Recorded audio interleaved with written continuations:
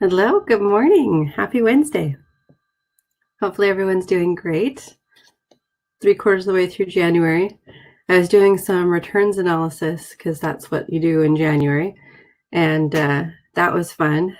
It's always sad for the poor client when they're just like, oh, sad. It's like a Christmas hangover or something. You've got this amazing Christmas where in Q4 where everything sells and it's so nice, this nice happy line going up in December for a lot of folks. Not everyone is seasonal for Christmas, but usually it's this really great December, and then January comes and you have to start evaluating all of your returns. Okay, well, good morning to everyone, and good morning from Maine. And we will go through a few notes. There were a little bit more from the international community this week, so that could be interesting. I am also in the process of getting a account set up for Amazon UK. And while we've helped other clients set up, we haven't actually done it ourselves. And so I'll be writing a blog post about that and the process for that when we actually get everything done and any issues that we have. So I'm going to share that with you guys. The challenges of going international, there's always a few different ways that you can go. You can go with somebody else, have someone else import for you and basically work with a distributor locally. Amazon likes to say that they can help you go international, but they can't, not really. They can help you take care of the logistics. And then they point you to this page, and the page says international seller help, basically. And you basically have options to work with service providers to help you with the rest of stuff. So their version of help is interesting. We actually, Kathy asked about Australia. For Australia, we actually have a client who is launching in Australia. The difference there is that the client actually is from Australia and is launching in Australia, US, and UK. So in that case, it's actually really easy for them because their business originally started in Australia. But after our UK experiment, we're working on Australia probably within the next couple months, as well as Germany, because obviously you used to be able to just register in the UK and you were good to go, but Brexit, who knows? So I figured that we would probably also register in Germany as a marketing entity.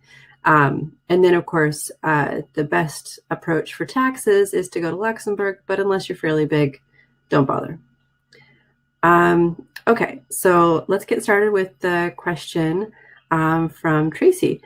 Tracy said, I recently increased my price and then had a message on my ad that said it wasn't running because I do not have the buy box. What does this mean? So if you raise your price too quickly, if there's too much of a significant increase, according to Amazon, it's on the back end how they've set it up, based on the competition, based on your prior sales, then you'll lose the buy box for a little while until you get it back. Sometimes it takes a while to get it back, so that's annoying. So you generally have to be pretty incremental about how you increase the price, like 25 cents a day kind of thing, maybe up to 50 cents a day, but generally speaking, a few dollars sometimes with raising the price will trigger their little system. It started probably about 1.5 years ago or so. There was some really bad press about Amazon sellers who were raising prices of emergency equipment right before a hurricane was supposed to hit. There was one of them that was like 4 times the price right before the hurricane. So people were really upset. So that's where it comes from, is that there were a lot of people who are price gouging. Just like every annoying thing with Amazon comes from someone abusing the rules and then Amazon being draconian and smashing down as hard as they can. So that's kind of the problem there. So you kind of have to increase your price stepwise to make it work. They used to have an automation in the pricing thing that maybe it was a beta test and they changed it, but it would actually stepwise increase your price based on your sales goals. And now that's not, I haven't seen that on the automate price widget for a while. You can absolutely lower back down. That'll get you the buy box again, of course. And that negates the purpose of raising the price, but yeah, you would get the buy box if you dropped it. Okay, so first question on the list. As an international seller, how should I deal with defective products sent back to Amazon's US warehouses under FBA? What if the product is under warranty by the brand owner? This is helpful for anyone who's trying to sell in the UK as well, or some other international location. You're going to have the same problem with what to do with your returns. So there are 2 easy ways to handle this. one harder way. So the two easy ways are, the first one is just to destroy everything. So then you don't have to worry about it. So any returns just get destroyed locally. You just factor that in as part of the price of doing business, and you just have an automatic disposal order for anything that's unfulfillable. That's one option. The second easy option is to have a returns address that is some sort of donation location. And so you just automatically return any unfulfillable returns to some sort of Goodwill that you contacted, and they just get mailed directly to that Goodwill and it's donated. So, okay, that's easy. So just get rid of it, right? That's the easy option. The somewhat more complicated option is to work with a service provider in this space, and there are service providers everywhere. And the service providers are basically just people who accept returns and repackage them and talk to you about what you want, and then send them back to Amazon, back to your account if they're sellable, or we'll handle the disposal for you if they're not.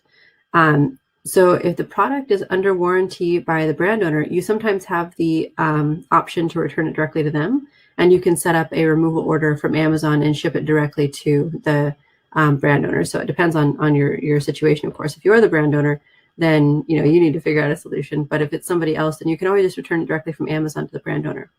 And be careful of automation there, because if you automate it, you don't want it to go to the same place every time. Well, then don't automate it. Make sure that you've got a manual removal approach. Tandy asks, what happens to items classified to be destroyed?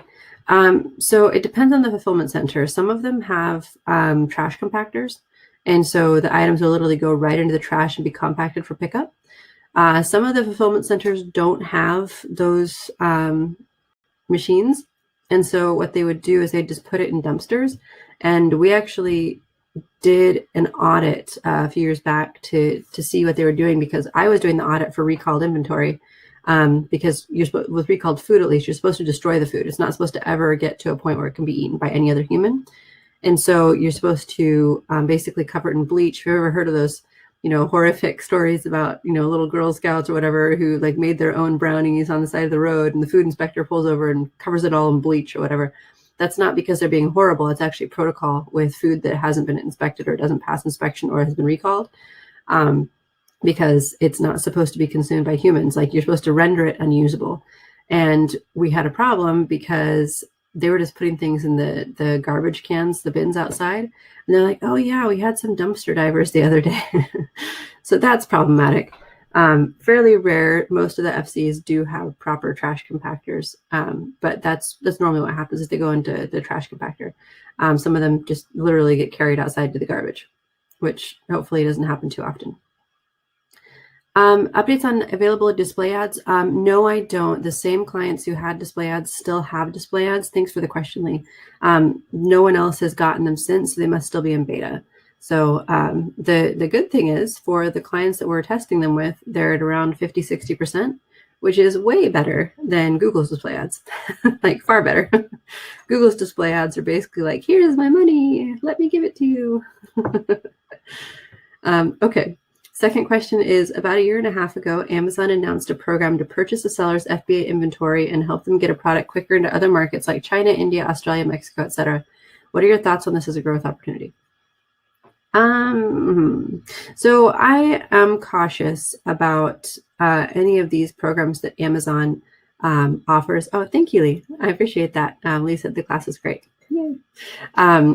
For stuff that they're doing like this, where they're trying to get into international markets, usually what would happen, so I managed international import-export for all of Amazon's regions for Amazon itself. So I managed the compliance for that, making sure that everything was legally compliant to sell.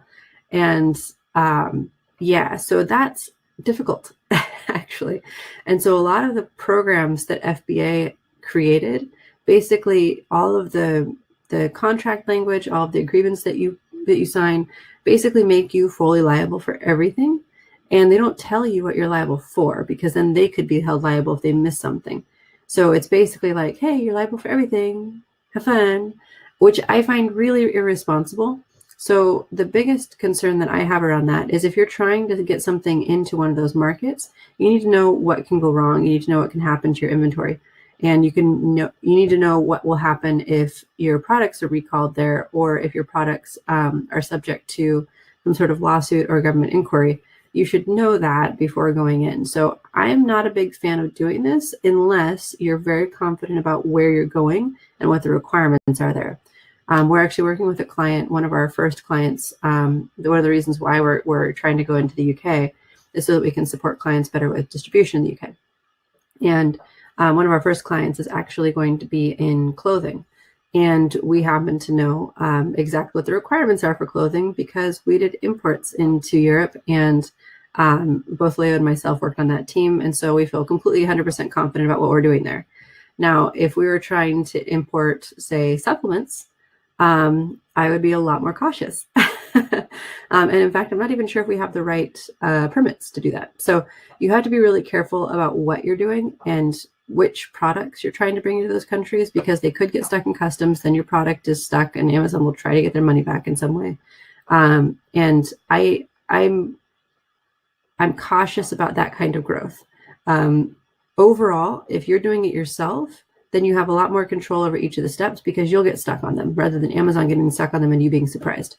Amazon likes to make it sound like things are easy, and logistically it is easy to go to Europe. They've made Amazon FBA really easy to work with in Europe, and it makes life so much easier. You don't need to have a distributor. You can just be on Amazon. Easy. But there's all the other stuff that they don't go into, like legal compliance and product compliance and making sure you've got the correct insurance and making sure that you have a place to file your taxes and have an accountant, all of the business stuff that you need to learn, that they don't take care of and they don't really help you with. So I'm a little bit more kind of cautious on letting them help with that. Kathy asked, should I roll an early reviewer program for my brand launch? Yes, you should. So the early reviewer program is marginally helpful, but it is still more on the helpful side than not helpful side. I know that's not a very positive endorsement, but the main reason why I like the early reviewer program is because that is 5 reviews that Amazon requested that are on your listing that Amazon can't take away. So that's the reason I like it. So no matter what else happens on your listing, whatever else they do with the reviews, absolutely worth it.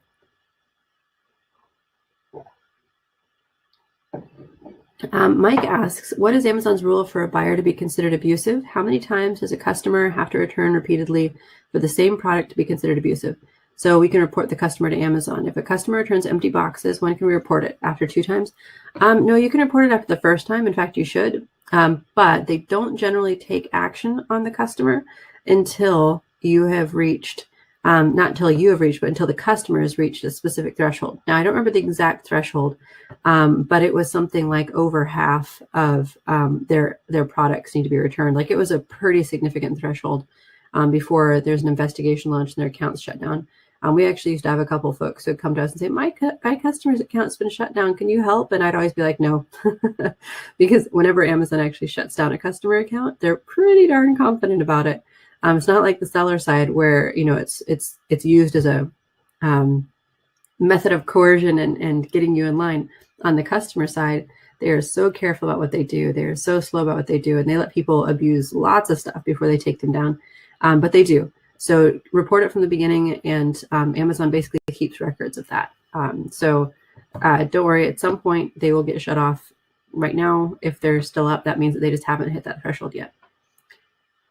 Has there been any blowback from Prop 65 for grocery sellers yet? This is from Kathy. Not that I know of. The last I heard about Prop 65, it was only in effect for a specific list of products needing to notify which exact heavy metal was present or contaminant was present. I can look into that and get back to you on that, Kathy, though, because the last time I looked into it significantly was last summer. So things do change fairly slowly when it comes to government agencies and regulatory enforcement, but they do change. So I'll take a look into that and update you in the group, Kathy. Okay, next question is, I'd like to buy GS1 UPC codes, but when I'm on the US website, enter my company's address, which is not inside the US, it does not let me go through and refers me to my country's regional GS1 page. I need advice on how an international seller can purchase them to be used on Amazon US. Purchase them through the GS1 site in your country. I know it sounds kind of straightforward, but just buy them locally and then you can use them on Amazon. Amazon accepts EANs, GTINs, UPCs, whatever the format is for whichever country, they accept it. Kathy says, what I read is that if you don't know and a product does have issues, you can be fined, sued by California. Okay, so number one thing is that only about 1% of the cases for Prop 65 actually come from California's AG. It's actually really rare for the Attorney General to sue a company, and they typically sue based on the original purpose of Prop 65, which was to prevent waste from being dumped in waterways. So that was the original goal. People were literally dumping hazardous waste right into lakes, right into rivers. And there were, incidents of cancer and birth defects and lots of crazy stuff from companies just dumping crap in waterways.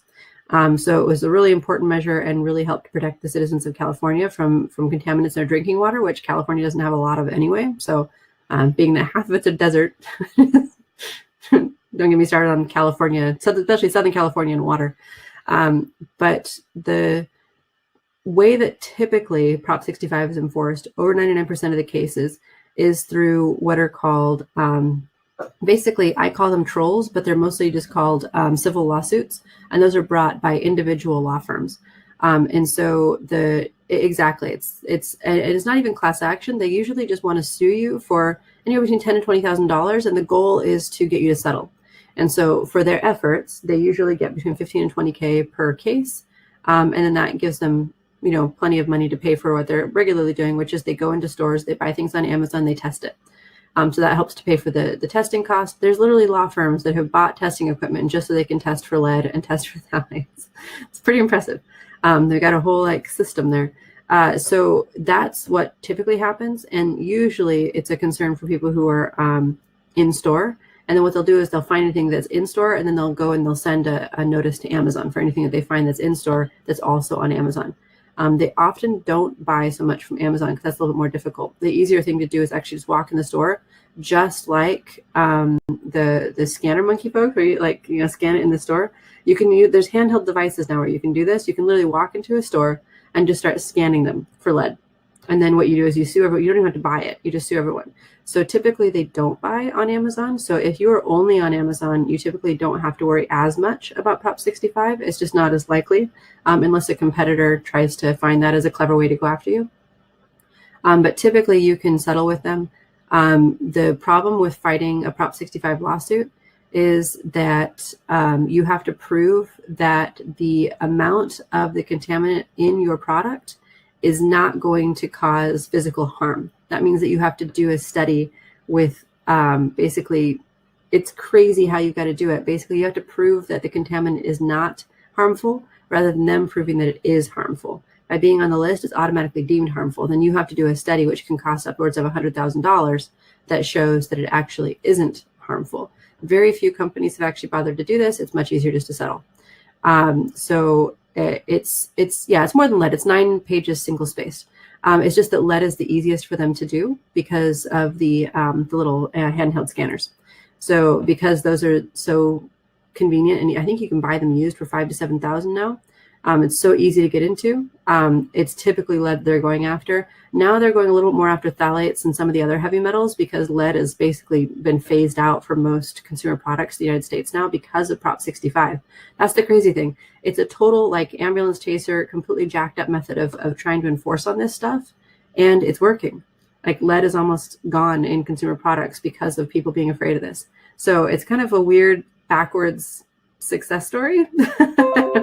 I don't know the best way that you can put it, but it's almost impossible to actually test for everything on that list or to notify for everything on that list. So usually labs will look at what people have been sued about and what the settlements are, and then they'll test for only those things that there have been settlements on. So the safest thing to do is to just send it to a lab and have them check it. For grocery sellers, I haven't really heard anything specific on them. The biggest targets for Prop 65 are typically the first set, I believe, was something like painting equipment. There was a whole bunch of stuff in construction where they were concerned about it. And then some sort of cleaners were the first ones to be looked at. So they're mostly looking for chemical contamination. That's what they're trying. The state is worried about that. The ambulance chaser lawyers, that's a different story. So if you are concerned about it, the easiest thing to do is just to turn on the Prop 65 label on the detail page, because maybe 1 out of 100 people will notice. Because it's not actually warning on the detail page. You actually have to click on it. So it says California residents, click here. When you click there, then it's got the warning. So literally very few people will actually even click on it. And then every once in a while you'll have someone who's like, oh my God, you're poisoning me. But that's fairly rare. So we typically, if we were concerned about it, we would just add the warning to the page. I think that there are some differences in how the warning applies, though. So I'll get back to you on that, Kathy, because they did change the warning requirement last year. Okay, as an international seller, can we use a physical U.S. address provided by a service such as viabox.com for starting an account and selling on Amazon.com? So my understanding is that no, you need some sort of number to be able to do that. Amazon might let you do something, but there are certain requirements to register in the U.S. Same with anywhere else you go. You need to register so that you pay taxes and import properly. So my understanding is that you need to have a little bit more than just a physical address that you're using. For us, when we got set up, we did the proper LLC route and just registered. I mean, registering for an LLC in the state of Washington, I think, is like $60. Like, why would you not do it? Now, in Washington, you do have a business and occupation tax. So you may want to avoid that and go to someplace like Wyoming. But again, it's really cheap, so it's better just to do it that way. I have heard of sellers just getting set up, though. So there must be a way that Amazon lets you do it, even if you don't have any correct registration, and then they just put that on you to figure out. I would suspect that will change once Amazon is required to start reporting tax, sales tax to everybody. They might require more documentation than that. Lee asked, how do you know everything 9 pages single space really? That used to be my job. I hope I know it. I actually had to do was it 4 hours? Yeah, it was like a 4-hour training, a legal training at Amazon, where they brought in an outside lawyer to do a training, and we're like sitting in this room, like literally bored out of our minds. I cannot tell you how boring Prop 65 is. Like, you start doodling in the side, like, and then of course you're bored, so you're like, I wonder how many pages this horrible long list is. So you're turning the pages, like, oh my God, it's 9 pages single space. That's where that came from. I found a supplier in China, but he could only ship to mainland China. How do I go about getting the products exported to the US? Would I be able to use a freight forwarder this? You might need something more than a freight forwarder, because you need someone to have an exporter license to export from wherever they're shipping from. So if I'm shipping out from the US, I have to declare to customs. That means I have to be a legal US entity to be able to declare an export. In China, there are different kinds of entities. So some factories may have a permit to be a factory, but they may not have a permit to export.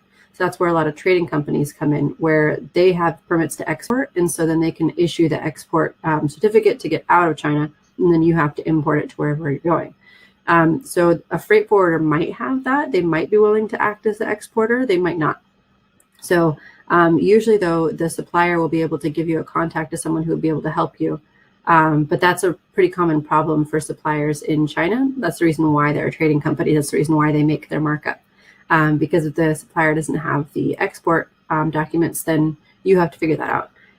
But yeah, just check out a few different freight forwarding companies. I know there's a few that lurk in the Amazing Seller group. So if you post this, then you'll get like 4 or 5, Chinese names saying, hey, I can help you, PM me.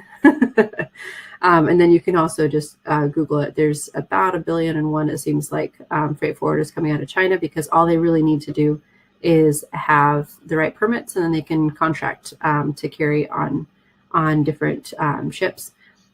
For official advice on how to do this, I think that the people that I would go to is INLT, who are brokers, and so they have contact information for you if you want to look them up. I think that they're pretty darn helpful, so worthwhile to check in with them. All right, next question is, if I'm selling in the U.S. as a non-U.S. citizen and living outside of the States, how do I decide in which state should I obtain a tax permit or resale number, and how do you get the number? Great question. So the easiest thing to do is to register in a state that doesn't require a reseller permit, that just requires an LLC. I'm pretty sure that that's either Wyoming or Nevada. So check out both of those, and The typical ones I see non-U.S. residents do are Wyoming and Nevada. Why do I keep saying Las Vegas? I mean, it's the only big city there, but in any case, Nevada. And as far as the number, the easiest thing to do is register as a state and then take that state registration to the IRS, and then you got your EIN and you're good to go there. For the resale permit in Washington, that's where I'm at, so I registered everything in Washington. That's something that you have to get. So you register with the Secretary of State, then you register with the Department of Revenue and get your reseller permit. So there's like 3 different departments that you have to register in the state of Washington. It can be kind of complicated, but usually most states will have an FAQ page where you can just follow the list right down. So check out Wyoming or Nevada for those. And if you're in the US and you don't want to pay sales tax where you're at, you can always register somewhere else. But that can be tricky if you get bigger and they realize that's happening. So I just registered in Washington because that's safest. All right. Question from Kathy. What are your thoughts on registration per the CA letter? Registration for sales tax, is that what you're referring to? If you could clarify that, that would be helpful. So the next question is, can you suggest any trustworthy U.S. wholesale companies? If not, are there other wholesale options I should consider? I'm assuming this means wholesale distributors. And one of the reasons why people are successful in business is because they find them. For us, we have a few that we worked with in grocery that is really great, that I've been happy with, but that I won't be sharing because I'm happy with them. So the thing with finding a solid distributor, finding good wholesale opportunities, is that it really just requires beating the bushes, just showing up and contacting people and finding contacts either through trade shows online or just Googling things and hunting and pecking and contacting people. With that, I think it's funny, this kind of question, because it shows that someone's a total newbie. If someone actually has done all the work to get a good wholesale contact, they're generally not going to share. Sales tax, yeah. So for registration for the California letter, we have a couple clients who got that letter, and I actually recommend that they wait. And the reason why is because California's AG, the incoming AG, just said they were going to be trying to sue Amazon to force Amazon to pay intermittent tax, sales tax on behalf of sellers, which would be a whole lot easier than you guys doing it. And Amazon now does it for 9 states, I think, something like that. But it's quite a few. It used to just be a couple, and now it's a whole bunch of states. So my assumption is that Amazon will be like, okay, whatever. If they get sued by the California state AG and just start taking care of it for you. Most of our clients are below the 5 million a year mark, and California isn't super interested in those. They just must have gotten a list from Amazon after subpoenaing them and then just sent it to everybody. So they're mostly concerned with the ones who are bigger. I'm still saying wait. And the reason being is because of exactly that, the income tax. I think that they're all overreaching. All of the states are overreaching. This whole thing sucks. I was really ticked about the Supreme Court decision. It's like anyone who is in this business at all was just like, what? That's not fair. Okay, last question that I have on my list. So go ahead and get your questions in. Otherwise, we'll be over for the morning. Last question is, what do I do if I have 3 different products with the same ISBN? I want to add them to my inventory. But when I do, they're all connected and share the same pictures, which is not what I want. Okay, Amazon connects everything that has the same number, whether it's EAN, ISBN, UPC, GTIN, whatever. If you have the same number, Amazon will connect it. That's how it works. So if you have 3 different products with the same ISBN, you need to separate them somehow. I'm not sure exactly how they do that in books, because they're saying ISBN, so it sounds like a book issue. Maybe they have a way for you to separate it out between hardcover or softcover, but my understanding is that those should have different ISBNs, but that's something to contact seller support about if it's an actual book. But their system is set up that if it's one number, it's one product. That's the expectation anyway. So basically, our largest client is about 5 million a year, and he's actually registered in California because he lives there, and so then that's fine. That's expected.